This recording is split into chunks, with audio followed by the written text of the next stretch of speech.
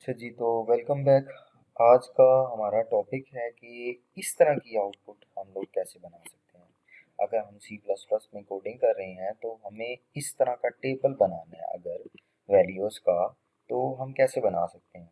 तो ये टेबल बनाने के लिए हमें यूज़ करना है एस्केप सीक्वेंस। ठीक है, एस्केप सीक्वेंस क्या होते हैं? एस्केप सीक्वेंस का मतलब क्या होता है, एस्केप सीक्वेंस क्यों इस्तेमाल करते हैं, कैसे इस्तेमाल करते हैं, कहाँ आते हैं ये, और किस तरीके कार के साथ इनको हम लोग यूज़ कर सकते हैं। तो इसको स्टार्ट करते हैं जी। अपने पास टर्बो सी प्लस प्लस जहाँ पे हमने प्रोग्राम लास्ट एंड किया था, वहीं से स्टार्ट करते हैं आगे। तो लास्ट हमने टॉपिक पढ़ा था टर्नरी ऑपरेटर। तो आई होप आपको ये सारी चीज़ें समझ आ गई होंगी, जितने ऑपरेटर्स हैं आपको सारे डिटेल में समझ आ गए होंगे। तो अब हम इससे आगे कंटिन्यू करते हैं।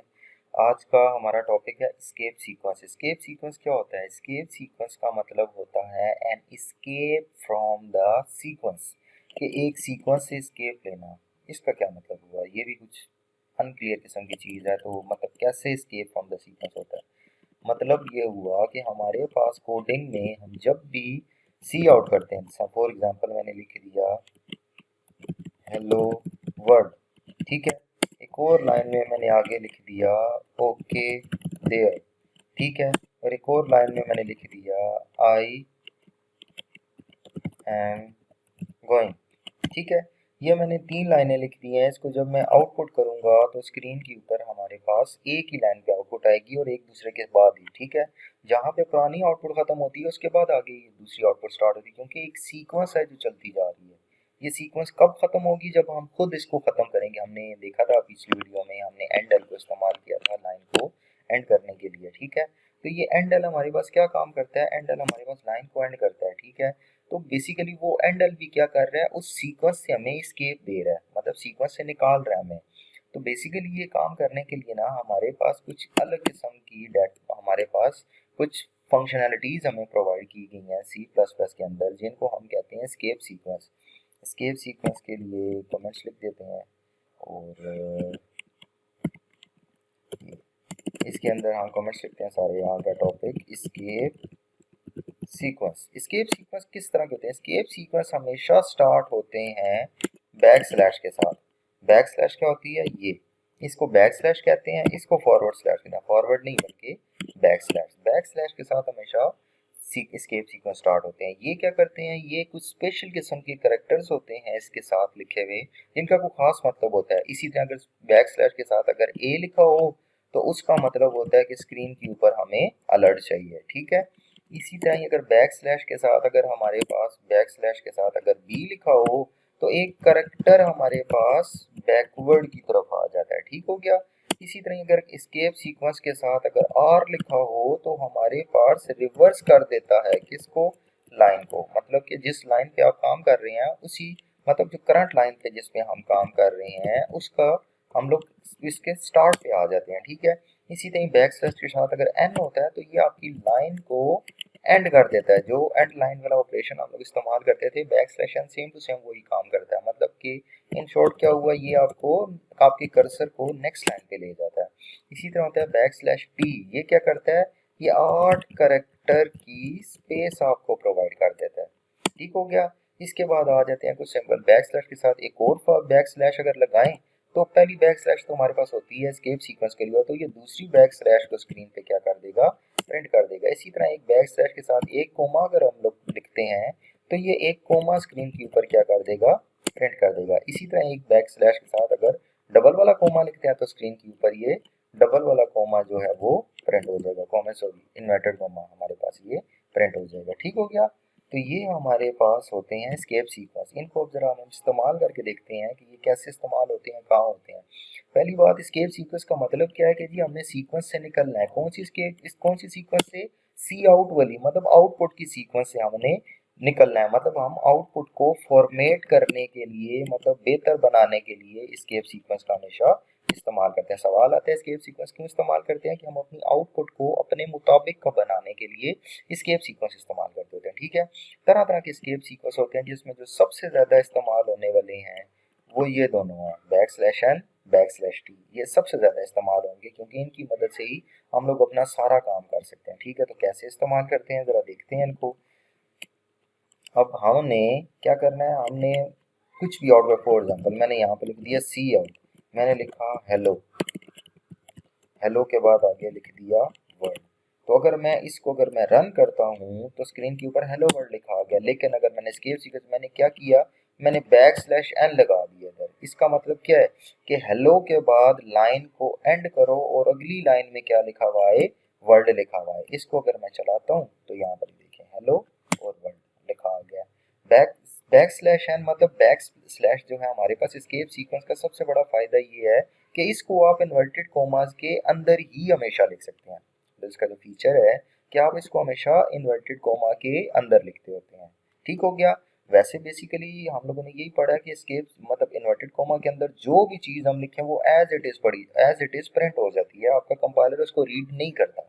ठीक है, लेकिन एस्केप सीक्वेंस हमारे पास स्टार्ट होते हैं किससे, बैक स्लैश से।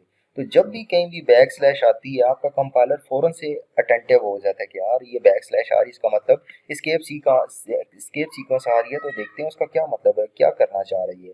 अगर एस्केप सीक्वेंस के साथ आगे कोई भी लफ्ज होता है वो उसको नोटिस करता है और उसके मुताबिक एक्शन परफॉर्म करता है।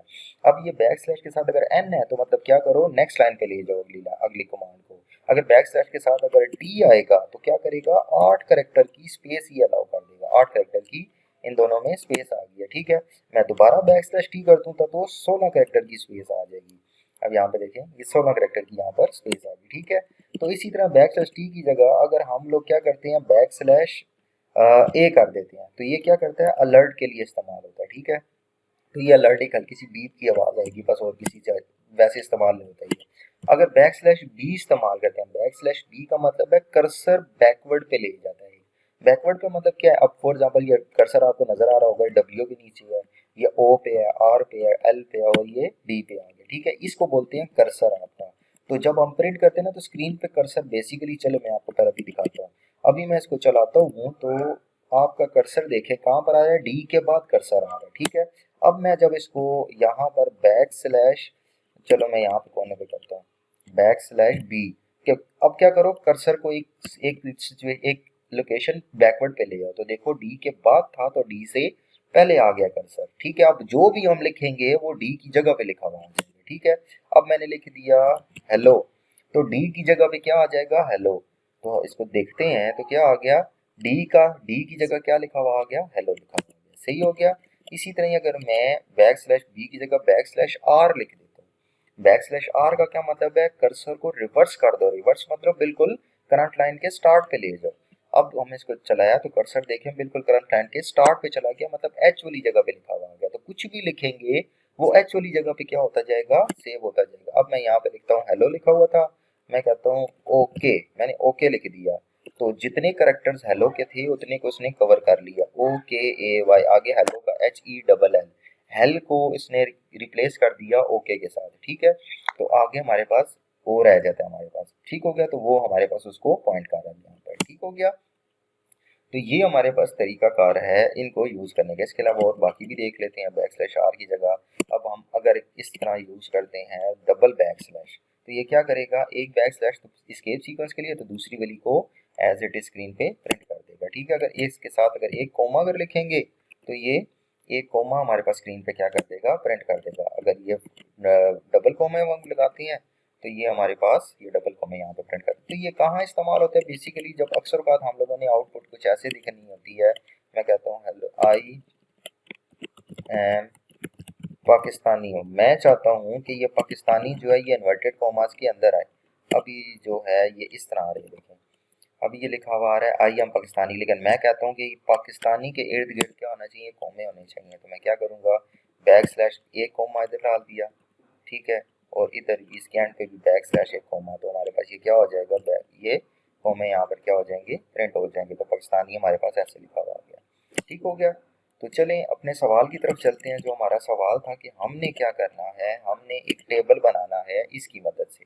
तो टेबल में हमारे पास क्या लिखा था, पहले लिखा हुआ आ रहा था नेम, नेम के बाद थी 8 करेक्टर की स्पेस, उसके बाद आ रहा था एज, एज के बाद थी फिर 8 करेक्टर की स्पेस। तो 8 करेक्टर की स्पेस के लिए हम क्या यूज करते हैं, बैक स्लैश टी, उसके बाद हमारे पास क्या था, एज के बाद आ गया था जेंडर। जेंडर के बाद हमारे पास लाइन एंड होगी, तो लाइन एंड करने के लिए क्या यूज करते हैं, बैक स्लैश एन। ठीक हो गया। अब ये हमारे पास पहली लाइन आ गई, इसको जरा हम रन करके चेक करते हैं क्या आता है।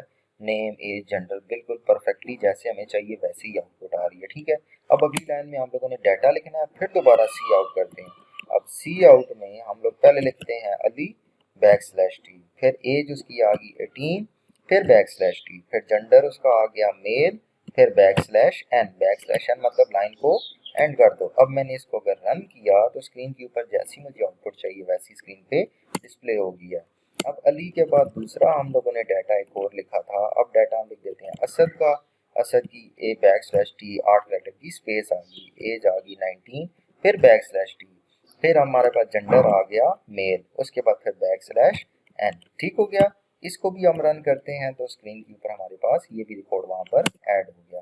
तो एक और बंदे का रिकॉर्ड ऐड कर लेते हैं। चलें, एक फाइनल रिकॉर्ड हमने सारे लड़कों को ही ऐड किया, लड़की का भी रिकॉर्ड ऐड कर ही देते हैं। चलें, बैक स्लैश टी के बाद हमारे पास क्या आ जाएगा, एज हम लिख देते हैं 18, तो फिर बैक स्लैश टी, फिर उसके बाद हमारे पास आ गया फीमेल, फीमेल में बैक स्लैश एन, और उसके बाद ये हमारे पास ये यहाँ पर खत्म हो गया। ठीक हो गया। तो ये हमारे पास सारा टेबल का रिकॉर्ड सामने डिस्प्ले हो गया। ठीक है, तो ये है जी एस्केप सीक्वेंस, और इस तरह हम लोग इस्तेमाल करते हैं इन एस्केप सीक्वेंस को अपनी आउटपुट को फॉर्मेट करने के लिए। ठीक है, तो आई होप कि आपको सारी चीज़ें क्लियर हो गई होंगी कि क्या कैसे आउटपुट बनाते हैं और एस्केप सीक्वेंस को कैसे इस्तेमाल करते हैं। तो मिलते हैं अगली वीडियो में अगले क्वेश्चन के साथ, तब तक के लिए अल्लाह हाफ़िज़।